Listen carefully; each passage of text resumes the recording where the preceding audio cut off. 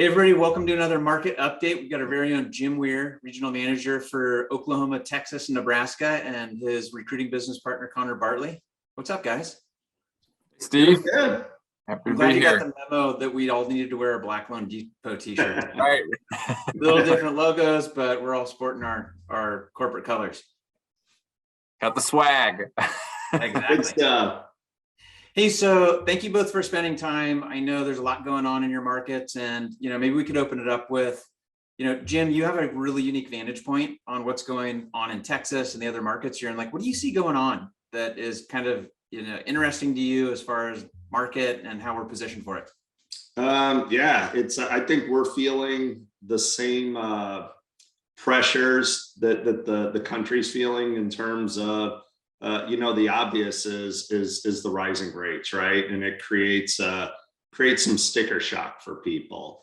Other option or other challenge we have is obviously with inventory. We're blessed to be in an area where we have a lot of production home builders doing a lot of building, but with supply constraints, build times are still extended. So the builders, it's a challenge to backfill and to get that inventory that we need to be in balance to get it to the market.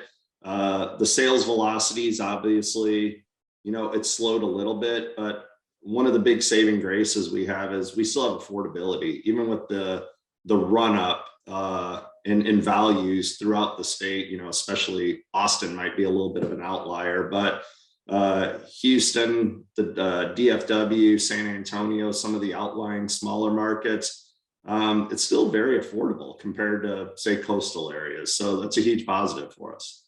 Yeah, and you guys are one of the few states that a lot of people are flocking to too. I've had at least a dozen friends move to Texas in the last 2 years, and they love it. It's just getting out of California, the state income tax. So how do you see new builders coming into the market too, or is it a lot of the same names just gobbling up land and trying to build as fast as they can? No, I mean, we have all of the above, right? But we have all the big national players for the most part. Then you have kind of the more regional players that they do a lot of homes and a lot of starts. And then you have a bunch of, I don't want to say mom and pop, because that's not what they are, builders that are doing anywhere from 80 to 300 or 250 units a year. And we're seeing new builders continue to pop up. It's a love of mine and a lot of the folks on the team. So we're in constant communication with them. Heck, we just got a brand new builder agreement executed last week. So it's good stuff. That's awesome. Is there still a lot of land? I mean, I know it's a huge state as far as land goes, but how much further do they keep building? I mean, do new cities pop up somewhere in Central Texas just from the ground up? So yeah, I mean, it's any of the big metro areas. It's just like everywhere. It's expanding out, and Texas is a big state, right? Same with in Oklahoma. Everything's big in Oklahoma City is a huge geographical state. So the city, like Oklahoma City, when you get to the suburbs, and the sprawl is definitely occurring. And I think that I know that in the last couple of years, with so many people working from home, it's made it easier for people to kind of migrate out. And we're definitely seeing that in some of the outlying cities. Yeah, and a ton of large corporations moving to kind of create production plants and move jobs there. I mean, it's a very business-friendly, employee-friendly state. Yeah, it was yesterday, I think it was announced, Texas has the most Fortune 500 companies based here right now. That's awesome. Right. So Jim, where do you feel things are headed? I mean, what's your crystal ball prediction for the future of things right now? This year's going to be choppy. Not choppy. It's a good year. There's still a ton of business to be had.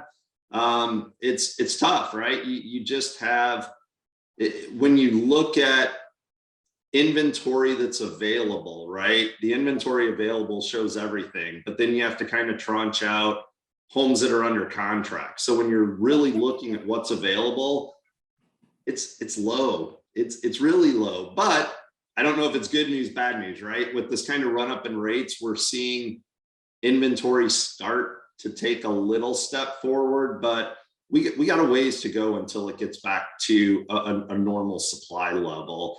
So kind of my crystal ball is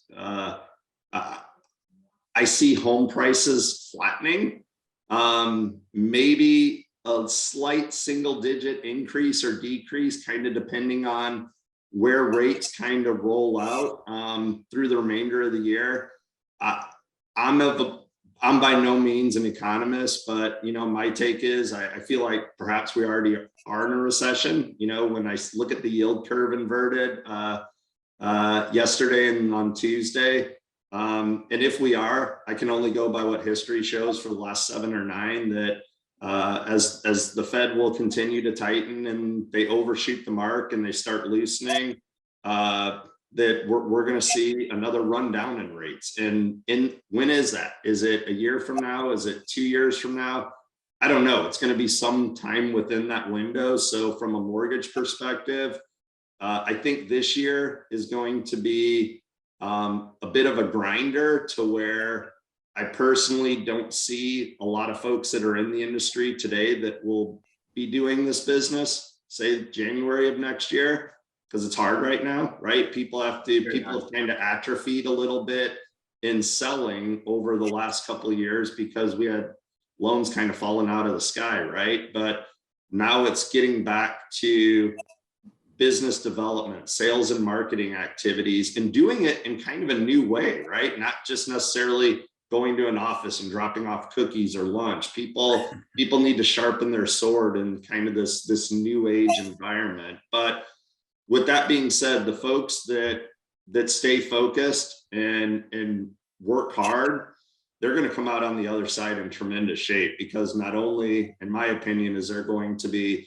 fewer participants in the space, but we're going to hit another market where, gosh forbid, all these people that for 2022 that received a mortgage are going to be in the money, to benefit from a refinance. And you're going to have almost a year of pent up demand where inventories were limited, interest rates were high, creating sticker shock, that they're going to try to strike at that little dip again. So I think we're going to have another big market. I just don't know when that's coming. Is it this time next year? Is it the end of next year, the beginning of 24? I think it's somewhere in there. I do think, though, that's going to put us back into another inventory challenge, because unless the supply chains get loosened up, I just don't see how inventory can be back to normal until, I don't know, sometime in 2024. So I think the home prices are still going to be a little bit higher, but I do think when interest rates drop again, you're going to have a massive influx of people trying to capitalize after this really aggressive run up. First of all, I love that the business piece of this. It's the data, it's the historical stuff. We're definitely in a different market, but how do you use all of this to kind of lead your region and your managers and help them kind of think about and do things that'll help them come out the other side better? Like, what are you doing differently as a leader in this market to kind of create value for them? And yeah, sure. There's, one, this is like elementary, but you got to stay close, right? You got to be connected. You need to be in communication with your team. I probably do that over the top, probably too much speaking with folks, but that's something of value that I need to provide. It's really basic, right? But we have to be able to give people things that they need to be successful if they don't have them. And if there's any obstacles, they need to be removed. And our industry's quick, it's dynamic. It can't take 2 weeks. We want things done in 2 minutes, but things have to happen fast. We have to get creative, right? We need to continue to train and educate on working outside the box, looking at different ways of creating that bigger funnel for aggregation, whether it's building their teams through recruiting to developing people to do more business. We're very fortunate that the funnel we have here at Loan Depot is so large, from looking at mini MSAs to doing, TPO business with regional banks, credit unions that can get business coming in the door. As the largest 203K lender, good gosh, what a market to be a specialist in renovation. something that we do a lot, right? If there's not inventory, you create inventory. It's pretty simple, right? Create inventory through renovation. Working with affinity programs, and probably the home run is, just the number of leads that we get. I was speaking with someone today at lunch. I saw that just here in Texas and Oklahoma, we brought in, 16,600 leads this year that the company provided. People looking to buy a home that, they wanted to start. And so it's utilizing some of the resources and some of those arrows in the quiver that, for the last couple of years, maybe we didn't have to pull them out, but pulling them out, dusting them off, training on them, continue to train on them, and then implementing them and watching the magic happen. I love that. You're so actively involved in leading the charge. I think that's where, even over the last 20 years, I feel like sometimes right now there's managers who don't have the leadership quality, that are just solving problems all day, and everybody's thinking about the rest of this year and next year. It's great to hear how you have your head around that and what you're doing. And I agree with you. There's so many arrows in the quiver, and you've been pulling them all out. Your team has been using them and implementing them, and it's just attitude and activity. Yeah, absolutely. You got to get in front of it, right? The market is, what's the little quote that I hear? The market's right, or you and I are right some of the time, the market's right 100% of the time. So we can't change the environment we're in. So people can take two options, right? You either do things the way you always did it, and you just have to accept the results. And the reality is the results today are not going to be the results of what they were the last couple of years. Or you have to pivot. And as our buddy Alec always says, we have to evolve and adapt, change the way we're doing things. We might have to pivot another time, but we've got to do the activities that lead to the production that folks desire, right? And it's going to be harder. People are going to have to work a lot harder than they have in the past to probably do less than they've done the last couple of years. But remembering this business is cyclical, right?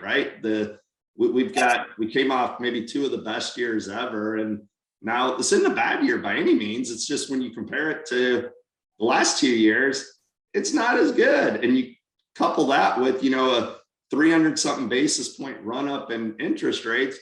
Yeah, we got to do things a little bit differently. A little bit different. Get creative. Hey, well, I appreciate you guys. I know you guys have always been doing great things since I got here. I love your partnership. I love the culture that you guys have created in the markets you're in. And other than that, Connor, anything you want to finish with, or Jim, or? No, I would just say Jim is an exceptional leader, and it's great working with you. I love your insight on all this. I appreciate you sharing that with us. And, no doubt in my mind that big things are on the horizon. To your point, we'll see this cycle run its course, and then we're back on track to another one. And those that are putting in the effort and keeping a great attitude, we'll see incredible opportunity ahead of them.